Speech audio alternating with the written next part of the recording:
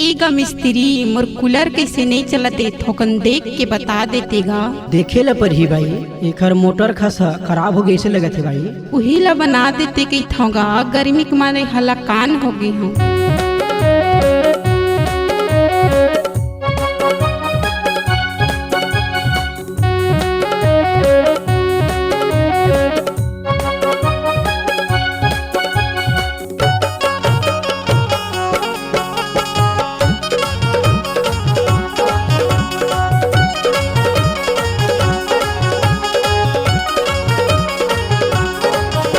काबर चिंता करत जब बना हूँ तोर कूलर ला, काबर चिंता करत जब बना हूँ तोर कूलर ला।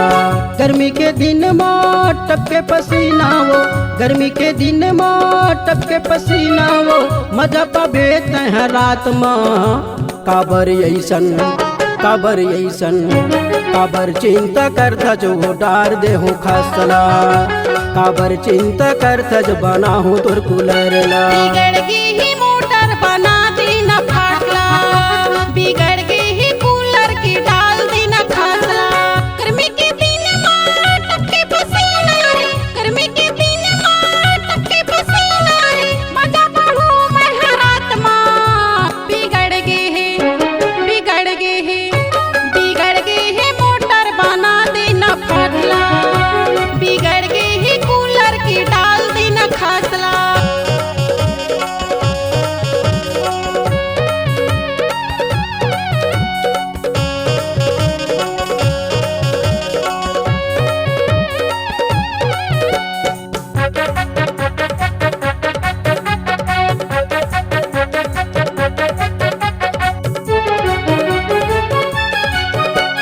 भारी जिद्दी हवस रे नहीं मानत मोर बातला, मिले हवा समय आज डार दी न खासला, मिले हवा समय आज डार दी न खासला।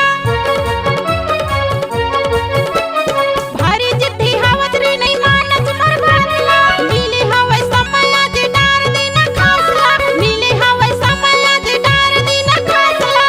अबेरे टूरे मोरे घर मत आइहा, अबेरे टूरे मोरे घर मत आइहा, तोला बताऊं मैं हाँ बातला।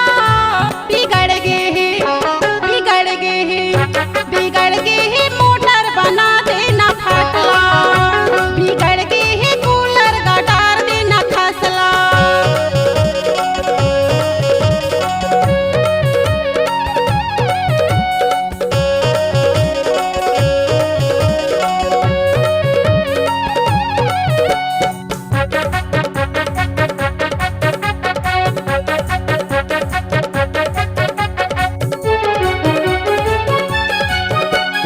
कूलर है बिगड़ गे मोटर हवा जा, लाइन गोल हो गे नहीं बनाते काम, लाइन गोल हो गे नहीं बनाते काम।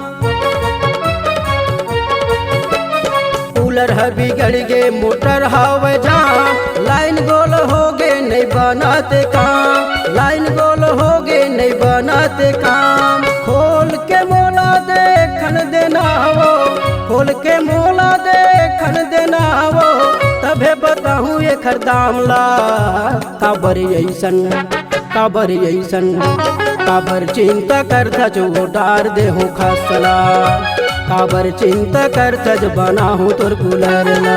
गर्मी के दिन में टपके पसीना हो, गर्मी के दिन में टपके पसीना हो, मजा पाबे तह रात में। काबर ऐसन काबर ऐसन काबर चिंता करत जो बना हूँ तोर कूलर ला, काबर चिंता करत जो डार दे हूँ खसला। बना दे मोर कूलर ला, बना हूँ तोर कूलर ला, बना दे मोर कूलर ला, बना हूँ डार तोर देना कूलर खसला। ला।